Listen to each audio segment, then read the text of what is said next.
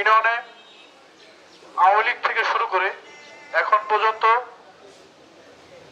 মাদকের সরাসরি আসলে মাদক নিয়ে যদি কথা বলতে যান তাও আপনি দোষী হয়ে যান, এমন একটা পরিস্থিতি চলে এসেছে।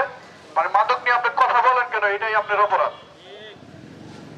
এই ভয়াবহ পরিস্থিতি থেকে আমাদের উত্তরণের জন্য ঢাকা জেলা যুবদলের সিনিয়র সভাপতি জনাব আবুল হাশেম ব্যাপারী তিনি বিভিন্ন ইউনিয়নে এবং বাজারে গিয়ে জনসচেতনতা লক্ষ্যে সমাবেশ করছেন। তারই ধারাবাহিকতায় আজকে বিলাসপুর মাঝির চরে এই সমাবেশ। আমি এখানে ময়মুরব্বীগণ যারা আছেন আমি সবাইকে অনুরোধ করব, সবার সন্তানকে সবাই খেয়াল রাখবেন। এমন একটা পরিস্থিতি হয়েছে যে মাদক সেবন করে তার বাবা মাকে সে মানে না, কিন্তু ওই ছেলেকে যদি আরেকজন শাসন করতে যায় তখন ওই বাবা মার আবার সমস্যা হয় যে তুমি কেন শাসন করবা। আরে ভাই, আপনার ছেলে নষ্ট হয়ে যেতেছে, যদি আপনি শাসন না করতে পারেন কারো মাধ্যমে তো শাসন করতে হবে।